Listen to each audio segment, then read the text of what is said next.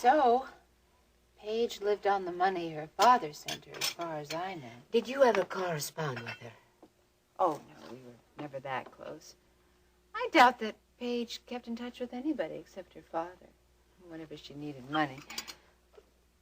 Didn't any news trickle into Houston about her activities in Hollywood? I really wouldn't know that, honey. You see, I was in Bay City for part of that time, and I didn't hear any news for months. This isn't much help. Wait a second. Stryker did tell me that Mike Marshall had invested a great deal of money in a film that Paige was supposed to star in. You don't know what kind of film? No, but Stryker said her father had invested a couple of million.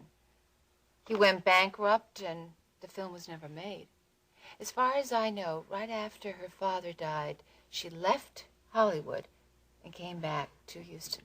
Do you know if she ever really worked in a film? I think she had some small parts on TV, you know, movies of the week, that sort of thing. But I don't think she ever actually made a film that was shown in a movie house. I think if she did, she probably would have told everyone in town. Don't you think?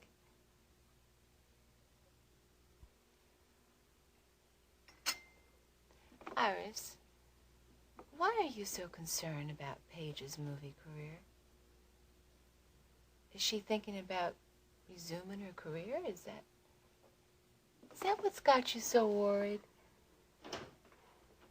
Oh, well, hello, Iris. What brings you all the way out here? Hello, Max. Girl talking. Yeah? What about? Paige?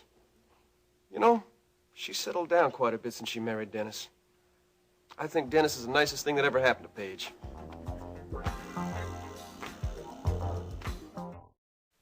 Oh, send him in. Elliot, how are you? I'm fine, Vicky. You look fine. I understand you found an apartment. Yes, I managed to get it in order. How are you doing? No complaints? Good. I called Stryker's office and was told he was here at KVIK. Oh, yes, he's in the legal department at the moment, but he should be through shortly. Ah, well, I'll wait outside. No, please. Wait in here. I'd love to visit with you. Well, I know you're busy. No, it can wait. Now, come on. Please, sit down. Thank you. You know, everyone is very pleased with Dennis's work here. Oh, well, that's good. A few more weeks, he'll be pressuring you for more responsibility. Yes. Oh, when I was his age, I thought I could learn everything there was to know about the newspaper business in, 3 or 4 weeks. Yes. I'd forgotten that you started with your father's newspaper. Yes, the good old days. Were they really? Probably not, but that's how I remember them. Well, that's how I remember my early years, too. How's your book coming? Oh, not too well. I haven't worked on it for several days. Well, I imagine moving interrupted your concentration. Well, no, it's not the moving. Oh? Is there some way I can help? Oh, no, thank you. But I hope Stryker can. I'm here to talk to him about getting permission to leave the country.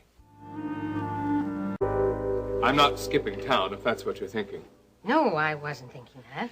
Well, I won't leave unless I can get the permission from the court and Dr. De Silva, of course. Well, I'm sure if it's important enough, Stryker will be able to help you. I don't know exactly how to proceed. I suppose I should have to get De Silva's permission first and then take it from there. Have you discussed this with Dr. De Silva? Well, not directly. I hope that Stryker can tell me whether it's possible from the legal standpoint. And if it's not possible, well... Well, where do you plan to go? To Thailand. To see if I can find a man named Roger Williams. Who's Roger Williams? The key to my past. And my future as well. Obviously, this has to do with what happened in Cambodia. Yes. When Colonel Austin was here, he told me that Barrett Marshall and I weren't the only survivors of the prison camp. It is believed that Roger Williams also escaped. Was he in the Army? No, he was a correspondent, too. He was born in England, as I recall, but he wrote for several European papers. Well, has his escape been confirmed? Not officially. But Austin is quite certain there's something to it. Is that all you have to go on, Elliot? Oh, no. I've been in touch with several old contacts in Asia, and I've got some leads that I'd like to follow through on. I see. And it appears that this Roger Williams is in Thailand? Well, yes, he's been seen there. By people you trust? Yes, by several people that I trust. Of course, that's no guarantee that I'll find him, but, well, I have to try. Well, it sounds fairly expensive. Well, I have the money that the publishing company advanced on my book. And I gather you want to leave as quickly as possible. If the court grants permission, yes. Do you think that this Roger Williams can prove that you're not a traitor? The only way anyone will ever believe that I'm not the traitor is to find out who the traitor was.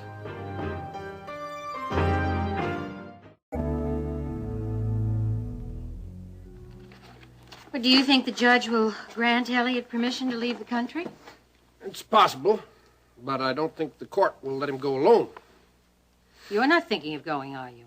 The man's my responsibility. He's been remanded to my custody.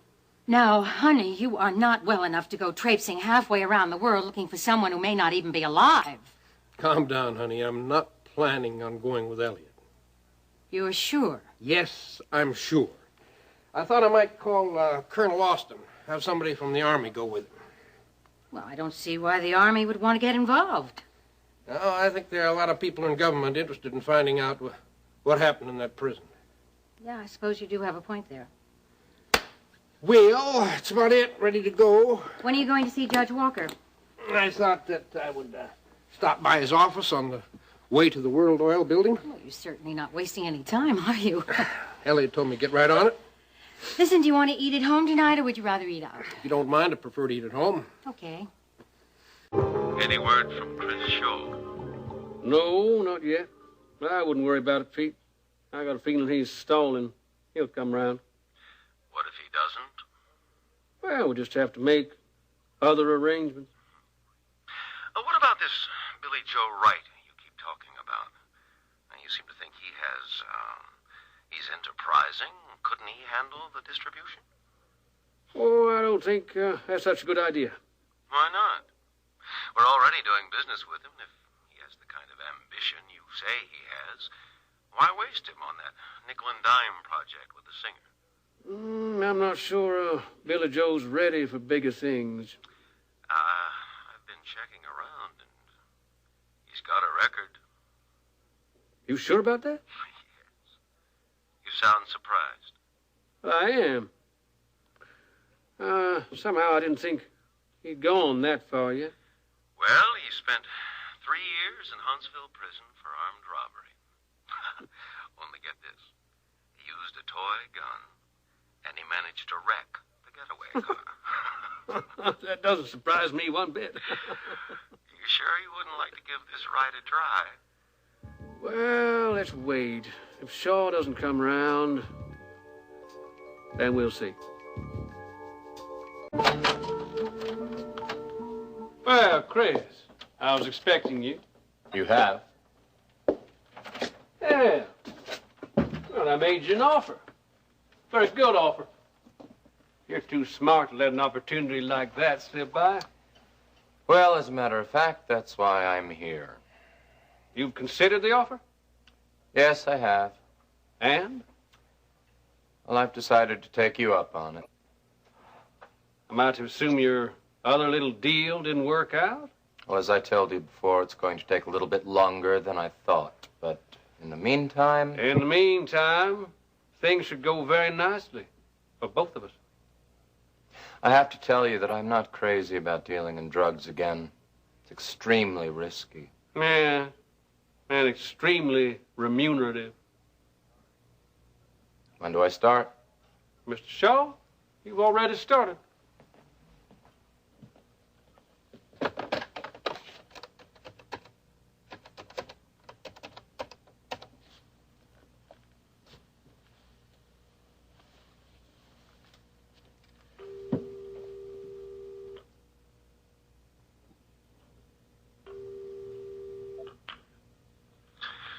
Yes? Pete, it's Jim. I think I got the answer to our little distribution problem. Did Mr. Wright come through for us? No, that negotiation didn't work out as well as I thought it would. But we've got a new man on the team. Name's Shaw. Christopher Shaw.